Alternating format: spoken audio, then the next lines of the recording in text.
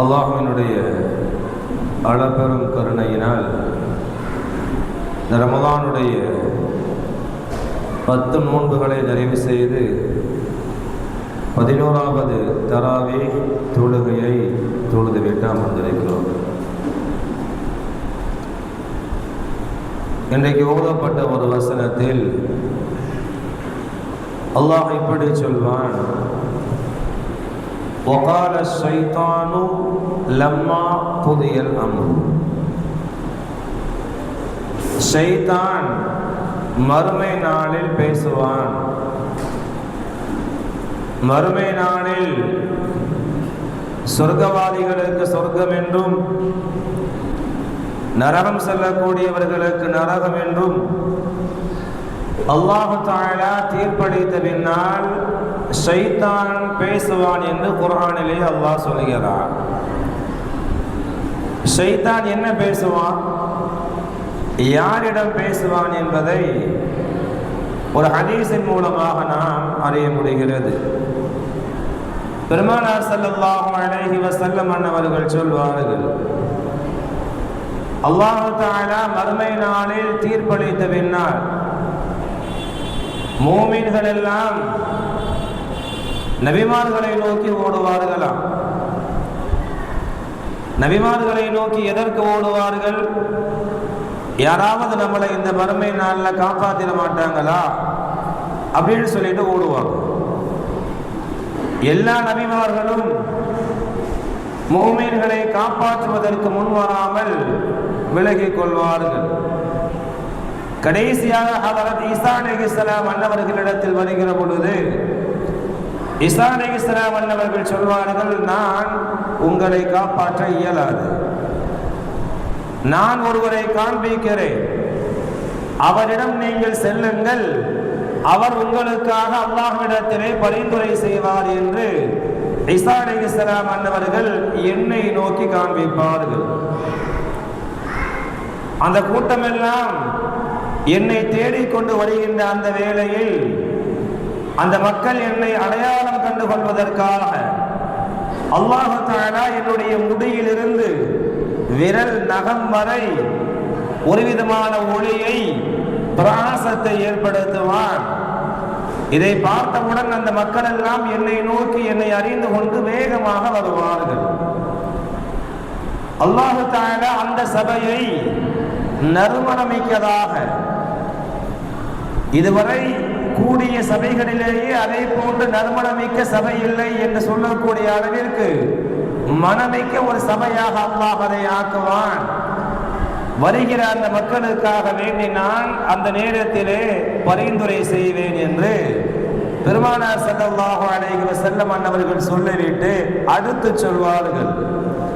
இப்ப முஸ்லிம்கள் இருக்காங்களா, காஃபிர்கள், இவர்கள் பேசிக் கொள்வார்களாம், மூமின்கள் விசுவாசிகள் எல்லாம் தங்களுக்கு பரிந்துரை செய்யக்கூடிய ஒரு நபரை கண்டுபிடித்து விட்டார்கள். நமக்கு பரிந்துரை செய்வதற்கு யார் இருக்கிறார் என்று அவர்களுக்குள் பேசிக் கொள்கிற பொழுது அவர்களுக்கு சொல்லப்படுமாம், இல்லா இப்லீஸ், உங்களுக்கு பரிந்துரை செய்வதற்கு இப்லீஸை தவிர வேறு யார் இருக்கிறார்? ஏனென்றால் இந்த உலகத்திலே வாழ்கிற பொழுது நீங்கள் அந்த இப்லீஸினுடைய ஷைத்தானுடைய அடிச்சுவட்டை தானே பின்பற்றி வாழ்ந்தீர்கள். எனவே நீங்கள் ஷைத்தான்கிட்ட போங்க, அவன் உங்களுக்கு பரிந்துரை செய்வான் என்பதாக சொல்லப்படுகிற பொழுது ஒட்டுமொத்த குஃபார்களும் முஷ்ரிக்கீன்களும் ஷைத்தான்கிட்ட வருவாங்க. இப்பதான் அல்லாஹ் சொல்றான், வகால ஷைத்தான், ஷைத்தானிடம் வருகிற பொழுது அந்த சபை எப்படி இருக்கும் என்று பெருமானார் சொல்வார்கள், ரீஹுஹா கபீஹத்துன், மிக துர்வாடையுடைய அருவருப்பான ஒரு மனத்தை கொண்ட ஒரு சபையாக அந்த சபை இருக்கும். இப்பொழுது தன்னை நோக்கி வந்த மக்களிடத்தில் பேசுவதற்காக வேண்டி ஷைத்தான் எழுவான்.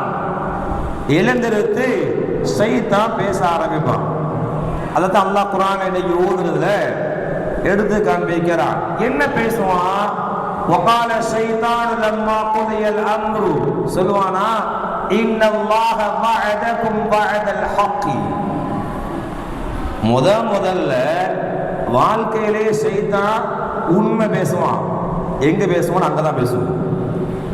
உலகத்துல என்ன என்னைக்காச்சு எங்கேயாவது யார்ட்டையாவது ஷைத்தான் உண்மை பேசி பார்த்துருக்கோமா? இந்த உலகத்தில் அவன் செய்யற எல்லா செயல்களுமே கேடு கெட்டது. இந்த உலகத்திலே அவன் கேடுகட்ட விஷயங்களை தவிர மக்களிடத்தில் அவன் வேறு எதையும் சொல்வதில்லை. சொல்வார்கள் முஃபஸ்ஸரீன்கள், முதலாக ஷைத்தான் உண்மையை பேசக்கூடிய இடம் எதுனா, நாளை மறுமை நாளில் நரகத்தில் முஸ்லிம்களுக்கு மத்தியில் ஷைத்தான் உரையாடுகிற பொழுது சொல்வானா, இன்னல்லாஹ வஅதகும் வஅதல் ஹக்கி, நிச்சயமாக அல்லாஹ் உங்களுக்கு அளித்த வாக்குறுதி இருக்கா இல்லையா, அதுதான் உண்மையானது. வஅதுக்கும் ஃபஅஹ்லஃப்துக்கும், நான் உங்களுக்கு உலகத்துல வாக்குறுதி கொடுத்தேன்ல, ஃபஅஹ்லஃப்துக்கும், நான் வாக்குறுதிக்கு மாறு செய்யக்கூடியவன் தான். யார் சொல்லுவா? ஷைத்தான் சொல்லுவான். அல்லாஹ் அவனுடைய வாக்குறுதி உண்மையானது, நான் கொடுத்த வாக்குறுதி என்பது பொய்யானது, நான் மாறு செய்யக்கூடியவன். உண்மையா இல்லையா? ஷைத்தானை பத்தி அல்லாஹ் குர்ஆன்ல அவ்வளவு சொல்றான். இன்னஹு லக்கும் அதுவும் முபீன், அவன் உங்களுக்கு பகிரங்க விரோதி. குர்ஆனிலே சொல்கிறார், வமா யஇதுஹும் ஷைத்தானு இல்லா குரூரா, ஷைத்தான் ஒரு பெரிய ஏமாற்றுக்காரன். குர்ஆனிலே அல்லாஹ் சொல்கிறார். பல இடங்களில் ஷைத்தானை பற்றி அல்லாஹ் சொல்லுகிற பொழுது அவன் ஏமாற்றுக்காரன், அவன் உங்களுக்கு துரோகம் செய்யக்கூடியவன். நீங்க பாருங்களேன், விரோதி ஷைத்தான் அல்லாஹ் விரோதின்னு சொல்லுவான். எப்படிப்பட்ட விரோதி? கூடவே இருந்து துரோகம் செய்யக்கூடிய விரோதி. ஆதம் அலைஹிஸ்ஸலாம் சொர்க்கத்துல வழிகெடுத்தான்ல, எப்படி வழிகெடுத்தான்?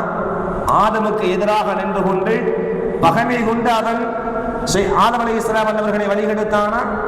கிடையாது.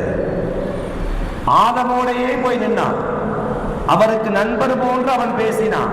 என்ன பேசினான்? ஆதமே, இந்த மரத்தின் பக்கம் அல்லாஹ் உங்களில் இருவரையும் நெருங்கக்கூடாது என்று ஏன் சொன்னான் தெரியுமா? நல்லவ மாதிரியே பேசுறான். துரோகிகள் இப்படித்தான் இருப்பார்கள், கூட இருந்துகிட்டே துரோகம் செய்வோம். இல்லா அந்த கூட மலக்கைனி, நீங்க அந்த மரத்தில் உள்ள கனியை சாப்பிட்டா நீங்கள் மலக்காக ஆகிவிடுவீர்கள்.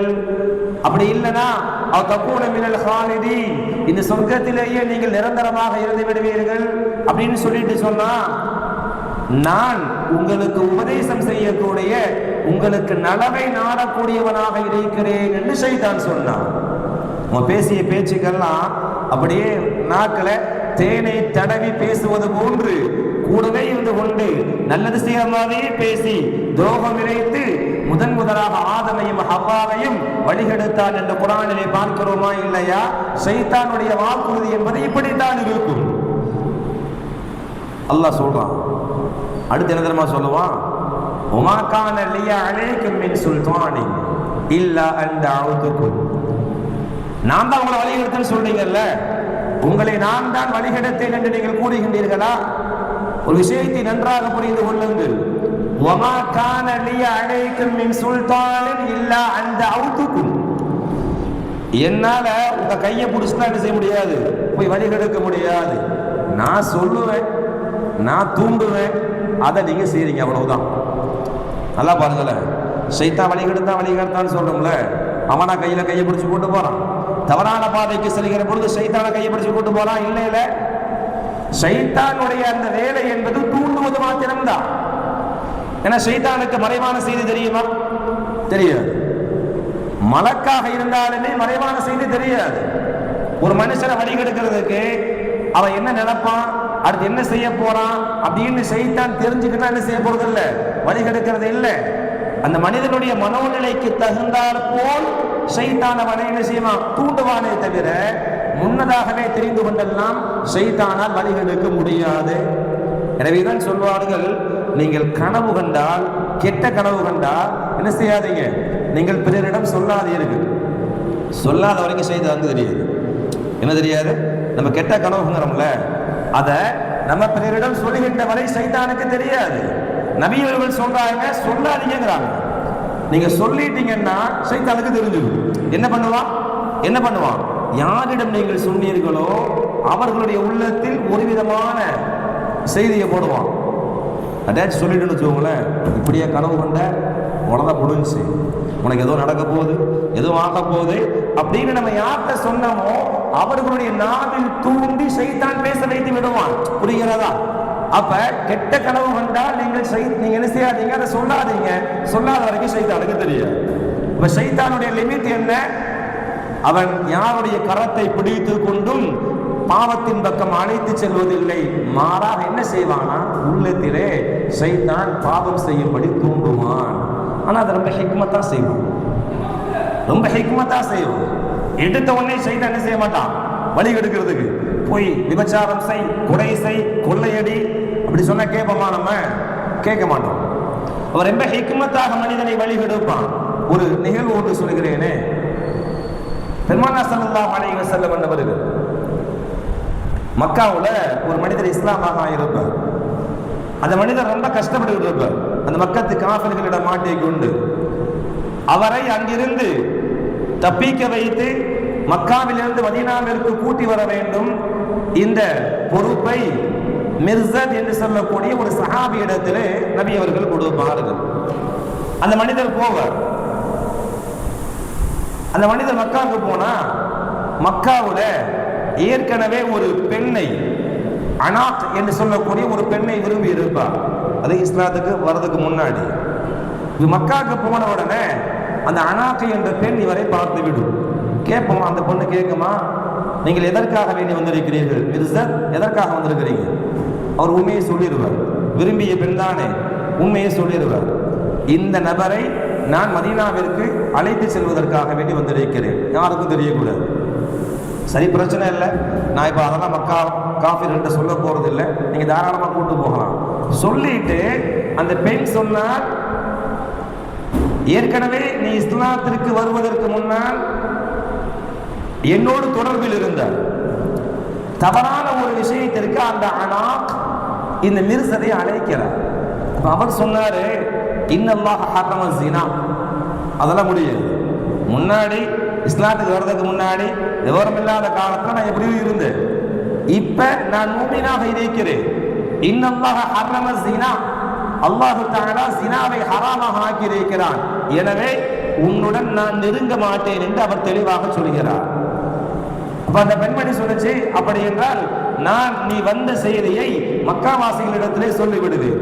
அவர் பார்த்தாரு, மக்காவாசிகளுக்கு செய்தி தெரிவதற்கு முன்னால் எந்த நபரை அழைத்து கொண்டு செல்ல வேண்டுமோ அந்த நபரை இவர் யாருக்கும் தெரியாமல் அழைத்து கொண்டு மதீனாவிற்கு சென்று விடுகிறார்.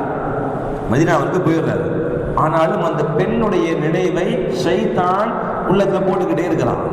மதீனாவுக்கு போனார்ல, போனவர் பெருமானார் ஸல்லல்லாஹு அலைஹி வஸல்லம் அன்னவர்களிடம் சொன்னார், யா ரசூலல்லாஹ், நான் அனாக்கை திருமணம் செய்யலாம் என்று நினைக்கிறேன். ஷைத்தான் எப்படி உள்ளத்துல போட்டானா, ஜினா செய்வதான பாவம், திருமணம் முடித்து விட்டால் ஷைத்தான் இப்படித்தான் ஹிக்மத்தாக பாவங்களை மனிதனை செய்ய வைக்கிறான். இப்ப அவர் என்ன செய்யறாரு, நான் அனாக்க திருமணம் முடிக்க போறேன். நபி அவர்கள் அமைதியாக இருப்பார்கள். அல்லாஹ்வுடைய வஹி வந்துவிடும். வஹியில தெளிவா சொல்லப்பட்டுரும், வஹுர்ரிம ذلك على المؤمنين, முஸ்லிக்கான பெண்களும் ஜினா செய்யக்கூடிய பெண்களும் முஃமின்களுக்கு ஹராமாக ஆக்கப்பட்டிருக்கிறது. எனவே திருமணம் முடிப்பதை ஹராமாக எடுத்து தவிர்த்து கொள்ள வேண்டும் என்று அல்லாஹ் குர்ஆனிலே வசனம் இறக்கி விடுவான். இது வரலாறு நிகழ்வு. இதுல நமக்கு என்ன பாடம் தெரியுமா, ஷைத்தான் ஒரு மனுஷனை எப்படி வழிகெடுப்பானா, எடுத்த உடனேயே நேரா சொல்லினா மனுஷன் என்ன செய்ய முடியாது, வழிகெடுக்க ஒரு மூமினை வழிகெடுக்க முடியாது. ஊசலாட்டத்தை போடுவான். எந்த வழியில் போனால் அவனை வழிகெடுக்க முடியும். இப்ப அந்த அனாக் என்ற பெண்ணை இவர் திருமணம் செய்ய வேண்டும் என்று ஷைத்தான் உள்ளத்துல போட்டாங்க. ஒருவேளை திருமணம் செஞ்சிருந்தா என்ன ஆகும், அவள் முஷ்ரிக், அவள் ஒரு விபச்சாரி, இவருடைய வாழ்வு என்ன ஆகும், இஸ்லாம் கேள்விக்குறியாக இருக்கும்.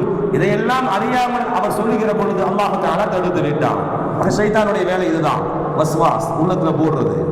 அதான் குர்ஆன்ல அல்லாஹ் இன்னைக்கு பேசும்பொழுது சொல்றான், ஷைத்தான் இப்படி சொல்வானா, வமா கான லிய அலைக்கும் மின் சுல்தானின் இல்லா அன் தஅவுதுக்கும், எனக்கு என்ன லிமிட்னா உங்களுடைய உள்ளத்தில் ஒரு விஷயத்தை போடுவேன், இதை செய்யன்னு சொல்லுவேன், நீங்க செய்வீங்க. ஆக பெரிய வசனம் இது. நான் சுருக்கமாக முடித்துக் கொள்கிறேன். ஆக ஷைத்தான் நாளை மறுமை நாளில் நரகத்துல மேடை போட்டு அந்த மக்களுக்கு பேசுவான். கடைசி என்ன செஞ்சிருவான்? நான் சொன்னேன், உனக்கு எங்க அறிவு போச்சு? அதனுடைய சாராம்சம் தான். நான் சொன்னேன்ல, உனக்கே எங்க அறிவு போச்சு? என்னை நீங்க என்ன செய்யக்கூடாது? திட்டக்கூடாது, நிந்திக்க கூடாது, உங்களை நீங்களே நிந்தித்துக் கொள்ளுங்கள் அப்படின்னு சொல்லுவானா. இந்த நரகத்துல எனக்கு உங்களால உதவ முடியாது, உங்களுக்கு என்னால உதவ முடியாது, ஏனென்றால் உங்களை போன்றுதான் நான் என்று சொல்லி அந்த மக்களிடமிருந்து விலகி கொள்வான். அதோடு ஷைத்தானுடைய பேச்சை முடித்துக் கொள்வான் என்று அல்லாஹ் தஆலா இந்த வசனங்களிலே எடுத்துரைக்கிறான். ஆக கண்ணியத்திற்குரியவர்களே, இதிலிருந்து நாம் எடுத்துக்கொள்ளக்கூடிய பாடம் என்ன தெரியுமா? நாளை இரண்டு விதமான கூட்டம், அதாவது அல்லாஹு தஆலா தீர்ப்பளித்த பின்னால் இரண்டு விதமான கூட்டம். ஒன்று நபியை நோக்கி ஓடக்கூடிய கூட்டம், நபியினுடைய ஷஃபாஅத்திற்காக வேண்டி நபியை நோக்கி செல்லக்கூடிய கூட்டம். இன்னொன்று ஷைத்தானை நோக்கி ஓடக்கூடிய கூட்டம். இந்த இரண்டில் நாம் எதில் இருக்க வேண்டும்? நபியை நோக்கி செல்லக்கூடியவர்களாக இருக்க வேண்டும் என்றால் அந்த நபியினுடைய சுன்னத்தை வாழ்வை முடிந்த அளவிற்கு இந்த உலகத்துல நம்ம வாழணும். அப்படி வாழலன்னா என்னாகும்? ஷைத்தானுடைய மாநாட்டில் அல்லாஹ் தஆலா என்ன செஞ்சிருவான்? ஷைத்தான் நடத்தக்கூடிய அந்த மாநாட்டில் அவனுடைய பேச்சை கேட்கக்கூடிய கூட்டத்தில் அல்லாஹ் நம்மளை சேர்த்துருவான். ரப்பல் ஆலமீன் அல்லாஹ் நம் அனைவரையும் பாதுகாத்து அருள் புரிவானாக. அஸ்ஸலாமு அலைக்கும் வரஹ்மத்துல்லாஹி தஆலா வபரகாத்துஹு. சுப்ஹானல்லாஹி வபிஹம்திஹி சுப்ஹானக்கல்லாஹும்ம